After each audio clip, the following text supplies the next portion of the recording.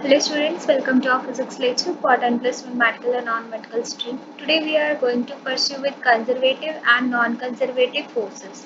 Force is said to be conservative if work done by or against that force doesn't depend upon path.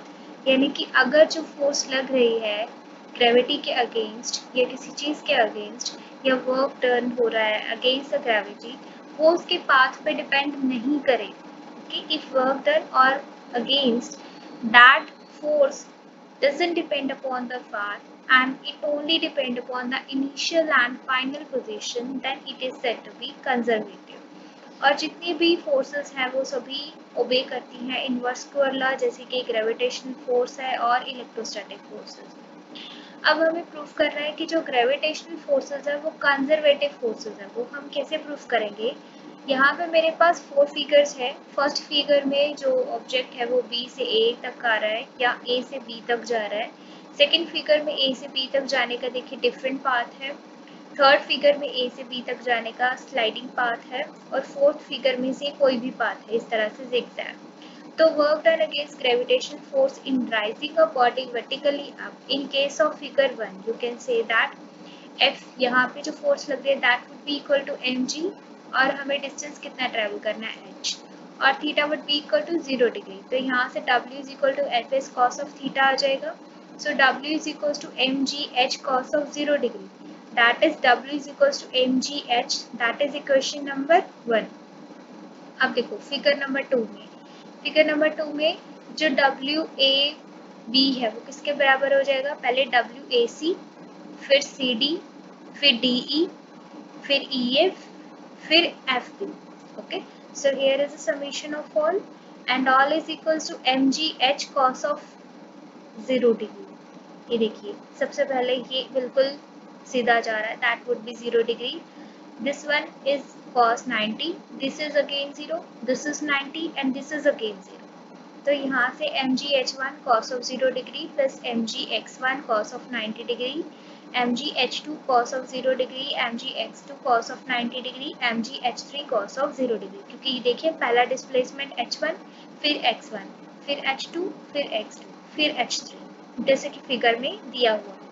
तो इन सभी को solve करने के बाद हमारे पास आ जाएगा mg h1 plus h2 plus h3 that भी equal to mgh। Let it be question number 2। अब फिगर नंबर 3 पे देखिए, फिगर नंबर 3 पे जो w है वर्क डन ए बी वो कितना होगा? F S cos of theta. Work done की डेफिनेशन ही यही है, that it will be equal to F S cos of theta. So यहाँ पे जो हमारा f है, ओके, सो कॉस ऑफ 0 तो बच्चे 1 हो जाएगा। यहाँ पे जो f है उसका मैंने कंपोनेंट ब्रेक कर लिया। कैसे? अब जो f है वो फोर्स इस साइड को लगेगी sine of theta.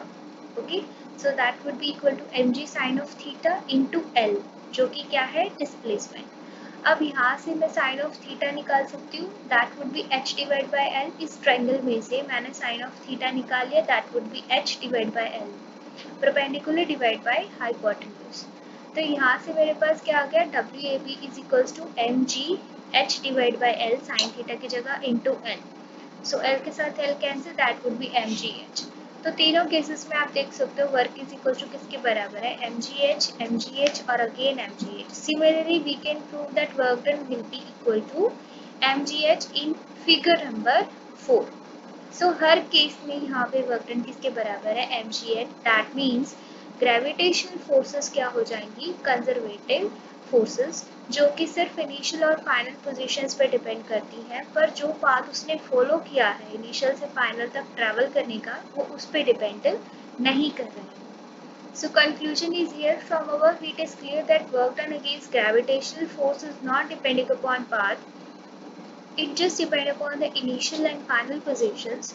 So gravitational forces is the conservative forces. Okay. Next कुछ प्रॉपर्टीज है कंजर्वेटिव फोर्सेस की। सबसे पहले है वर्क डन बाय और against conservative forces in moving a one body from one position to another depend upon initial and final position। सबसे पहले तो यही है, कंजर्वेटिव फोर्सेस में ये सिर्फ इनिशियल और फाइनल पोजीशंस पे ही डिपेंड करेंगी। Work done by or against conservative forces doesn't depend upon nature of path followed by of body in going from initial to final positions, यानी कि ये नेचर ऑफ पाथ आपने कौन सा follow किया है उस पर डिपेंड नहीं करेंगी. Third is work done by और against a conservative force in moving a body around any close path is always zero. अगर आप किसी क्लोज पाथ में लेते हो, यानी कि आप ए से बी गए then B to A again, अब यहाँ पे इनिशियल और फाइनल पोजीशन सेम है, तो इस केस में आपका जो वर्क डन होगा total that would be equal to zero. That is WAB plus WBA is equals to 0. Next are non-conservative forces. A force is said to be non-conservative if work done by or against a force in moving a body from one position to another depend upon path followed between 2 points.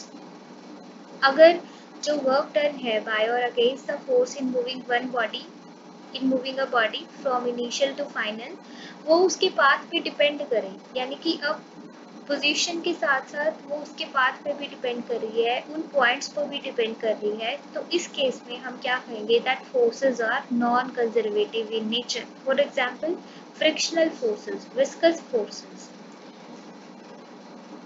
Next article है हमारे पास to prove that frictional force is a non conservative force. हमें ये prove करना है कि जो frictional force है वो नॉन कंजर्वेटिव फोर्स है. Let the body is moving from one position to another, that is A to B on a rough table. Work done against friction shall depend upon the length of path A and B, not only on the position A and B. So properties क्या है?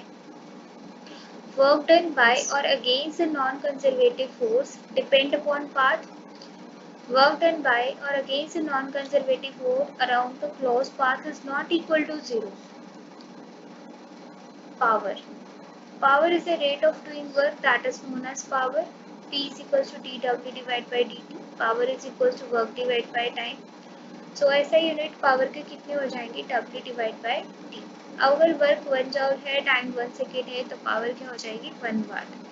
And the power of source or agent is said to be 1 watt if it does 1 joule of work in 1 second. That is CGS units क्या हो जाएंगे इसकी अर्क पर second, जबकि CGS जो यूनिट है वो है वाट पर सेकेंड, जॉल पर सेकेंड.